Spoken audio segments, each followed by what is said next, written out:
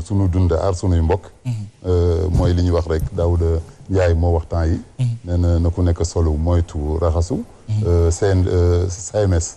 mooy syndicat des médecins et des pharmaciens ñoom ñoo wax. donc ñëlee donc je pense qu'ils étaient mal placés actuellement. pour parler def naa kenn si ñoom waxagul. ñeneen ñi. autorité étatique yi nga bëgg wax gouvernement. ñeneen ñi kenn waxagul. kenn waxagul. L'intérêt qu'on avait quand docteur Ndiaye présentait les résultats au moins il y avait un peu de commentaires. mais tey bu ñu àggee ba 700 positifs. amul commentaire amul réunion boo leen invité dans des plateaux ils ne viennent pas. bon je pense que chacun xam na ku nekk xam na. alors même ñooñu ngay wax muy le SAMES boobu di wax ne sax nañu arrêté rassemblement yi di dànkaafu. sànq maa ngi wax CNGE parce que nag bi le président de la République di jël dogal couvre-feu dañu déglu scientifique yi ñu wax ñu ne mbas mi même bu fekkee ne dañu couvre-feu 1 heure de temps sax. am na lu muy wàññi ci li nga xam ne mooy circulation virus bi donc ñooñu ñu ngi leen di déglu pourquoi peut-être ñooñu ñëpp muy le SAMES CNGE ak yenn kuréel yi.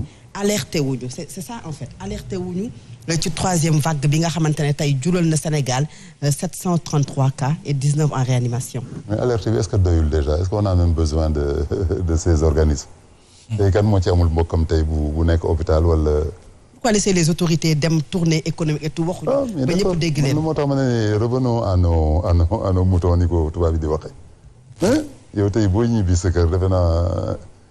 xamal loo bëgg ci maladie bi léegi ñëpp xam nañ ko waxtaan ngeen ci waxtaanaat ci. posé ngeen ay questions nu muy wàllee nu muy kiiwee.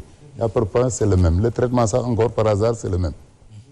traitement bi ñun changé wuñu traitement day gën a yàgg mais le traitement est le même. donc xam-xam bi ci maladie mu ngi am population bi aussi xam nañu. tey ku bëgg a jóg aar sa waa kër.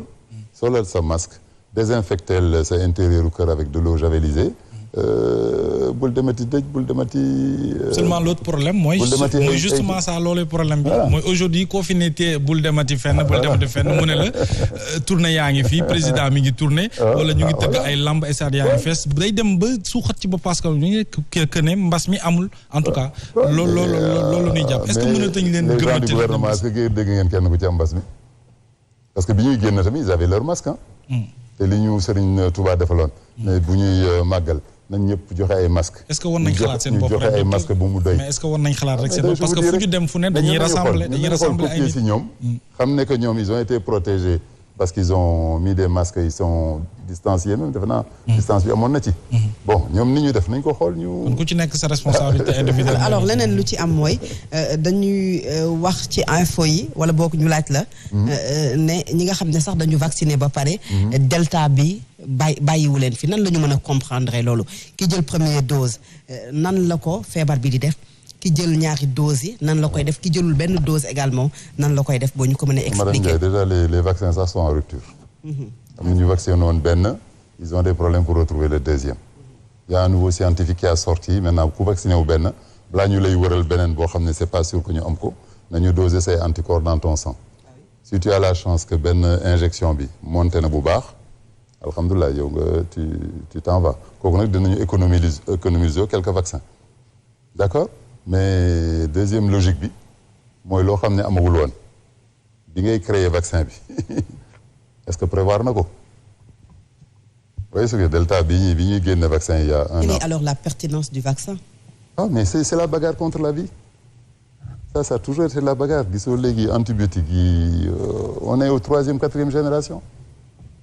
dañu lay wax antibiotique de 3e 4e génération parce que le microbe aussi s'est adapté le microbe s'adapte à tout ce qu'on lui tape dessus il s'adapte donc les antibiotiques on te dit tel antibiotique 3e 4e génération te en plus prix bi gën a yokku. mais ki jël ñaari vaccin yi. voilà am na chance wala. bon mais vaccin bi est-ce que prévoir na delta bii génn léegi. parce que delta bi 5600 personnes la faat. en Afrique actuellement. donc faat bi moom tout le monde le reconnaît Inde li mu fa faat kenn mënu ko wax. voilà donc faat yooyu nag bu fekkee. ci mois de juillet bi rek su fekkee ñun yitte nañu. jóg leen ngeen raxasu sol seen masque.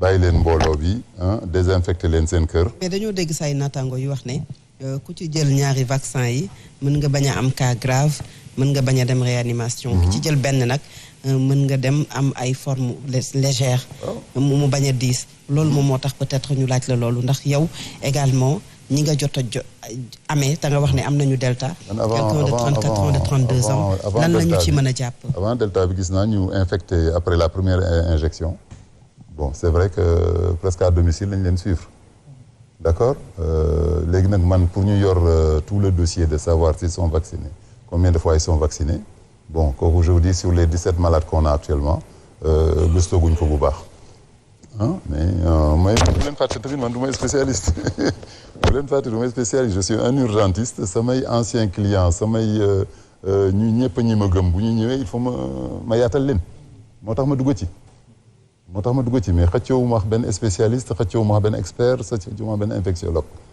mais boo ñëwee nekk urgence nga ñëw nga fëgg mon devoir est de te recevoir donc c'est foofu loolu la ñu adapté commencé am benn annexe bu ñu defar boo xam ne on reçoit les gens et je te dis c'est assez sérieux bu ñu ne la SAMU moo ñuy oo nañu est-ce que amu leen place tu vois loolu kañ la tous les jours depuis combien de temps tous les jours avec cette troisième vague wala tous les jours tey la mujjee le gars m'a demandé notre téléphone ma ne ko bon il y a le médecin résident là-bas ok et tous les jours c'est donc les structures yi amoon yëpp ñu accaparé woon cette maladie-là pour le faire entre ñoom mais ils savent qu'ils ne peuvent plus le gérer.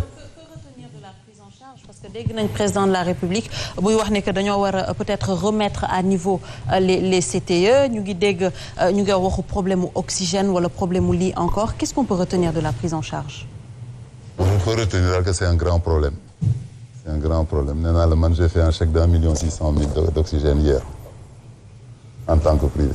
Ah bon? Donc malade boobu bu koy fay déjà bon par A ou B il faudra qu'il nous le rembourse mais imaginez ces malades-là que ce soit dans le privé ou dans le public ça devient dramatique.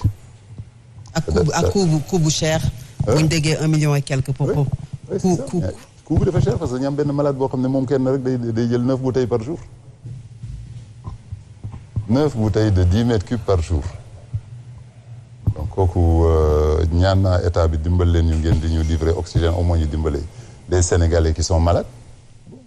mais yéen privé ngeen nag docteur. non mais man ñun li ñu gën a jox ñu gën a moins facturé. ça non c'est ça l'avantage de la santé tey bu ñu ma waxoon ne Nivaquine ñaar dërëm lay jar mais malade bi ñaar dërëm lay fay mais bu ñu ne ma Nivaquine day jar 100 000 je suis obligé de retomber sur le malade. gant bi ñuy jël pour protéger wu. xam nga imagine tey lu muy jar la boîte de gants 7 900 francs lu doon jar même pas 2 500 donc là aussi la ñuy laaj est-ce que yeneen nit ñi est-ce que am nañu xolu yërmande. yeneen nit lan. y a du business autour lu ñu ko jëndee ou ndax ils veulent profiter de cette. dafa am business bu ci am ci mbas mi. bien sûr bien sûr loolu nag comment le gouvernement peut faire au moins que ces produits soient disponibles. Et qu'on les achète au prix normal et que les malades puissent en bénéficier. Donc, non là. Mais vaccin yi moom le problème c'est que bon on dit que ça va être moins fort mais il faudra qu'on aille à vraiment faire l'étude et savoir ñi vacciner est-ce que dañu am delta bi mais delta bi ce que je vous dis c'est que s'il n'était pas prévu dans les premiers vaccins parce que dans un vaccin dañuy xool microbe bi sol lu ñuul de préparer benn lu weex moo xam ne moo koy bloqué mais bu fekkee delta bi dafa ñëw violet te yow prévoiruloo couleur bi contre violet. en fin de compte est-ce que kon du jar sunu scientifique yi docteur di mën di anticiper di prévoir peut-être mënuñu ko xayma yeneen variants yi ñëw mais